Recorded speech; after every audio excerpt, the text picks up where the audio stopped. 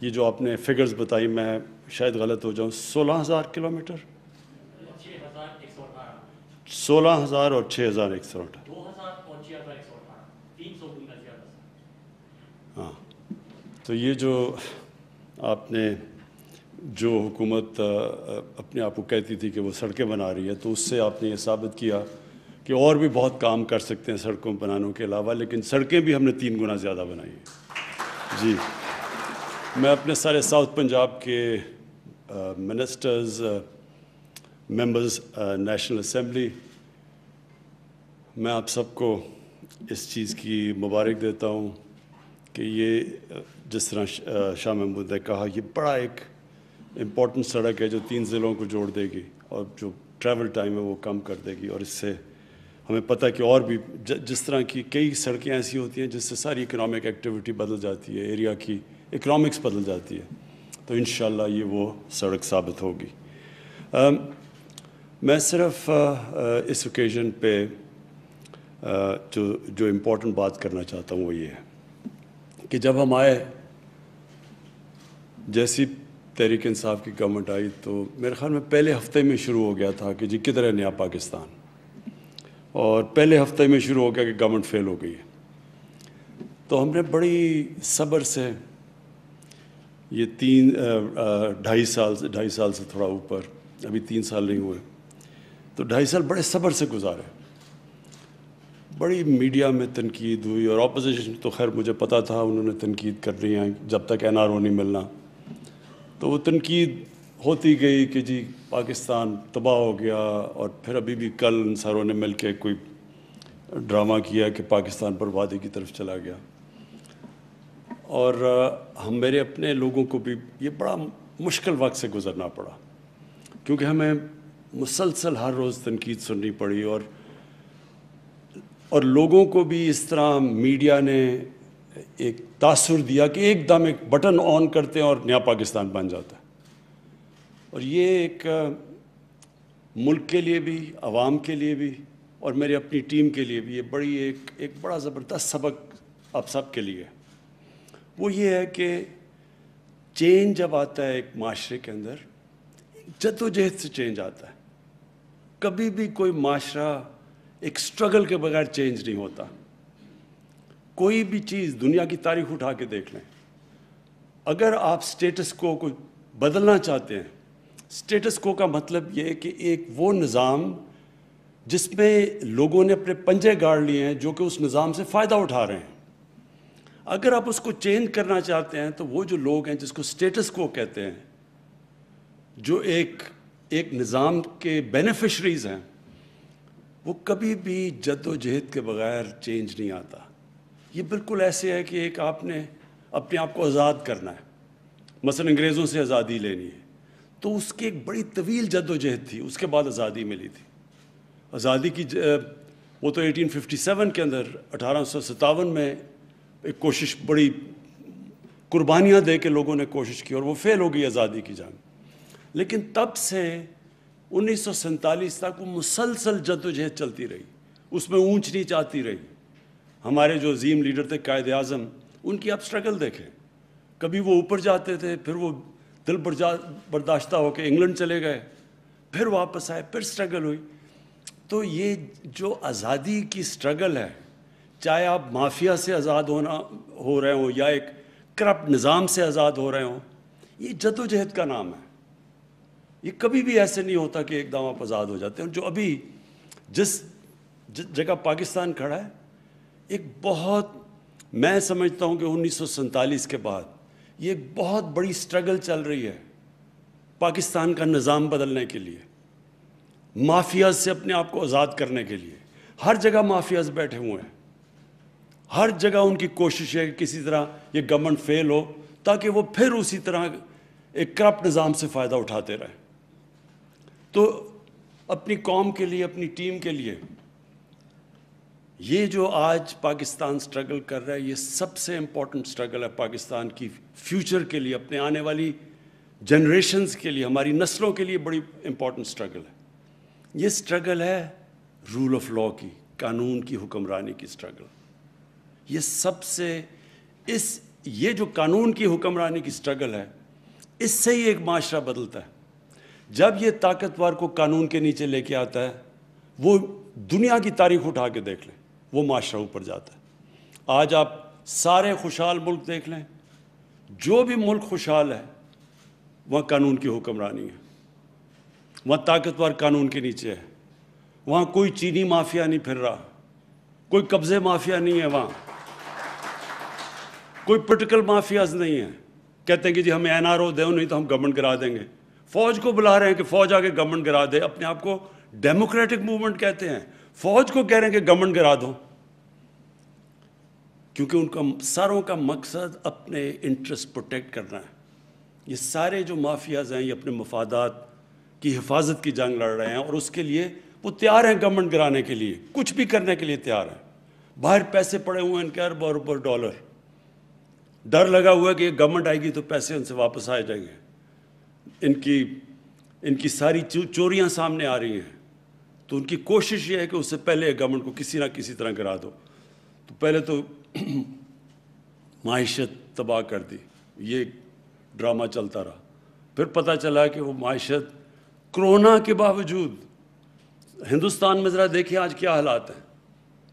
ہمارا اور ہندوستان کا ایک ہی طرح کے جو آبادی ہے، جو ڈینسٹی پاپولیشن ہے، جو موسم ہے، ہمارا تو ان سے ملتا جلتا ہے۔ ہندوستان کی حکومت نے کیا فیصلے کیے، آج ان کا کیا حال ہے، ہم نے کیا فیصلے کیے، آج اللہ نے ہمیں کیسے نکالا ہے۔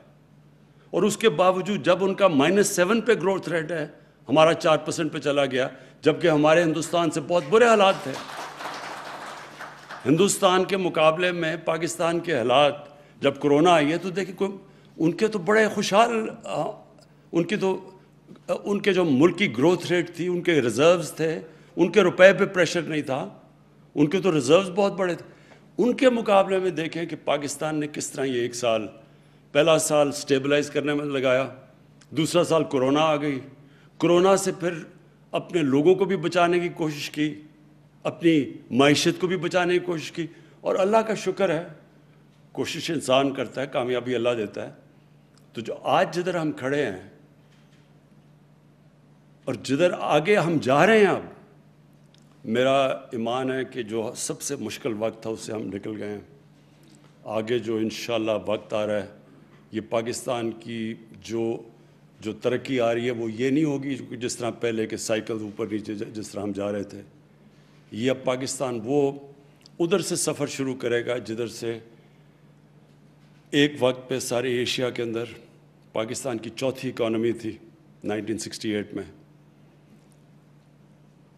انڈیا، جاپان، چائنا اور انڈیا کے بعد چوتھا پاکستان تھا، اور اس کے بعد دیکھیں کہ ہم کدھر چلے گئے۔ تو وہ پھر سے وہ ساری جو پالیسیز ہیں، اپنی انڈسٹری کو انکریج کرنا، اب اپنے ایگریکلچر کو اٹھانے لگے ہیں۔ ابھی بھی ماشاءاللہ جو فصلیں ہوئی ہیں، پہلے کسانوں کو پیسے لے کے دیے، جو شوگر ملز پیسے نہیں دیتے تھے، ایک سال بیچارہ کسان انتظار کرتا تھا، پہلے اگر 180 ریٹ ہے تو 120 روپے ملتا تھا اس کو، پورا پیسہ ملا ہے، ٹائم پہ ملا ہے، اس پیسے کو کسان نے اپنی زمین میں لگایا ہے، ریکارڈ پیداوار آئی ہے۔ اور جب کسان پیسہ بناتا ہے تو وہ لنڈن میں مے فیئر میں فلیٹ نہیں لیتا، وہ اپنی زمین میں پیسہ لگاتا ہے، ملک کو خوشحال کرتا ہے۔ انشاءاللہ اب کسانوں کے لیے جو ہم پیکج لے کے آ رہے ہیں، انشاءاللہ آپ دیکھیں گے کہ پہلے یہ 60s میں جو صحیح معنی میں ایک دفعہ جو آئی تھی گرین ریولوشن، ایک کسانوں کے لیے اور دوسرا انڈسٹری کے لیے، پھر جو اسپیشل اکنامک زونز ہیں جو ہمارے چائنا کے ساتھ اب سی پیک کا جو فیز اگلے فیز میں جا رہے ہیں، ان کی انشاءاللہ انڈسٹریز کی ری لوکیشن ہماری اسپیشل اکنامک زونز، تاکہ ہم ایکسپورٹس اپنی بڑھائیں۔ آئی ٹی کی ایکسپورٹس دگنی ہوگی، اور انشاءاللہ یہ دگنی سے بہت تیزی سے اوپر جائیں گی، کیونکہ پہلی دفعہ اب ہم آئی ٹی کے اوپر زور لگا رہے ہیں، اور ہمارا ینگ پاپولیشن ہے، آئی ٹی کے اوپر زور لگایا تو یہاں تو بہت پوٹینشیل ہے۔ جو آج جو وہ کام کریں جو 20 سال پہلے کرنے چاہیے تھے، جو ہندوستان نے کیے، اور جو آج ان کی 80 یا 90 ارب ایکسپورٹ ہے آئی ٹی کی، ہم کہاں سے کہاں جا سکتے تھے اگر ہم یہ پہلے جو اب ہم چیزیں کر رہے ہیں۔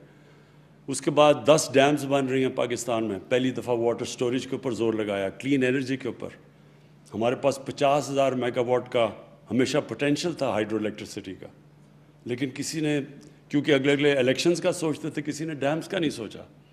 پھر پہلی دفعہ پاکستان میں اتنے بڑے پیمانے پہ آنے والی نسلوں کے لیے ملک کو بچا رہے ہیں گلوبل وارمنگ سے. پاکستان کو ہرا کرنے کے لیے 10 ارب درخت لگا رہے ہیں پاکستان میں. پھر نئی نیشنل پارکس بنا رہے ہیں، سب آنے والی جنریشنز کے لیے، جو کہ آج تک کبھی کسی نے پہلے نہیں سوچا. اور انشاءاللہ